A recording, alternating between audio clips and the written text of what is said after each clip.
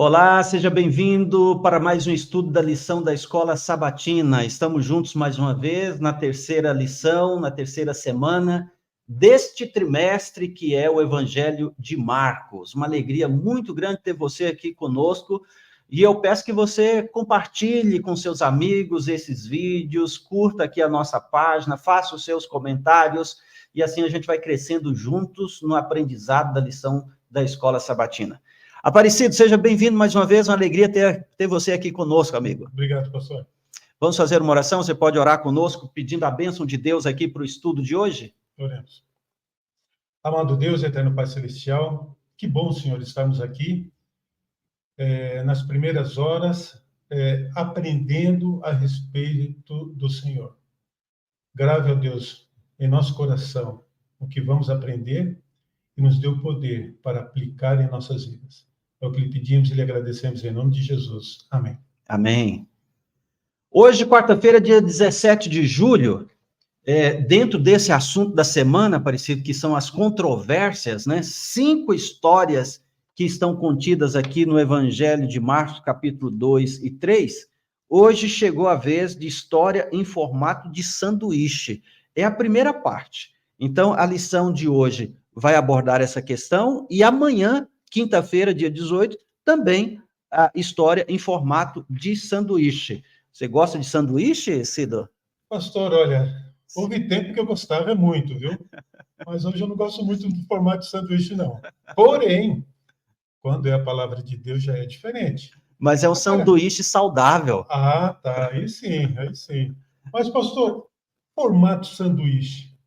Por que formato sanduíche? Então, essa é uma técnica da narrativa que Marcos usa, não só agora, depois, mais para frente, no desenvolver da lição, nós vamos ver que ele usa a mesma técnica. Em que consiste?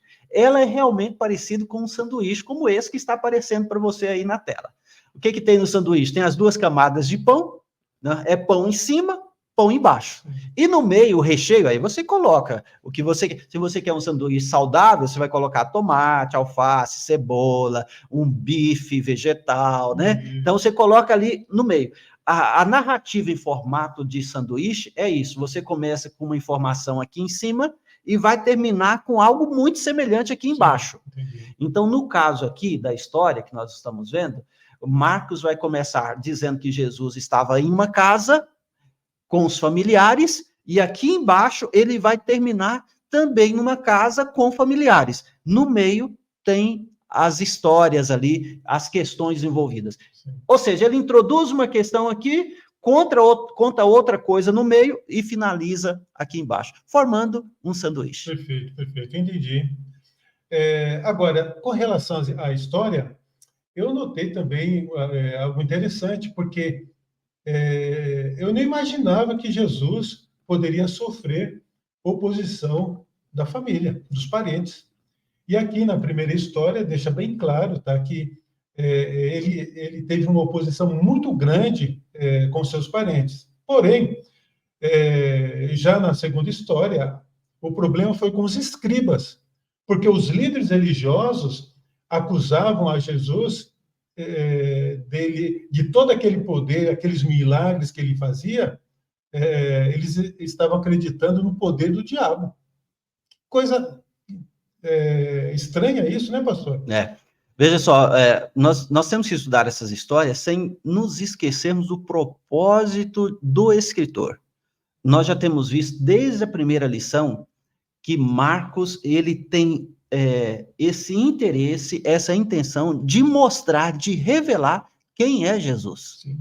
Tá? Então, ele tem autoridade para ler pensamentos, ele tem autoridade para perdoar pecados, ele tem autoridade para curar um paralítico, ele tem autoridade para muitas coisas. Então, por isso que ele descreve aqui os fatos, muitos acontecimentos, e rapidamente, para dizer o seguinte, ele é divino.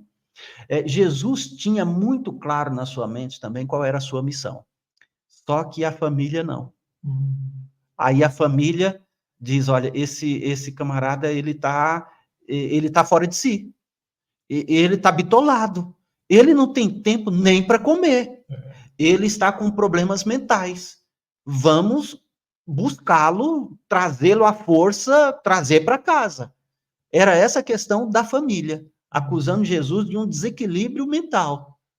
Aí, Marcos interrompe essa questão e apresenta aqui os líderes, dizendo, ele faz milagres, mas não é dele mesmo, é pelo poder de Beelzebu, o maioral dos demônios, o deus da mosca. Meu pai, esse cara aí é do diabo.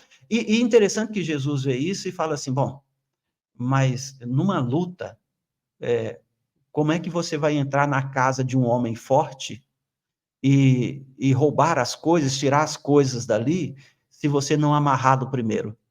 Vocês acham que eu estou fazendo estas coisas pelo poder do demônio?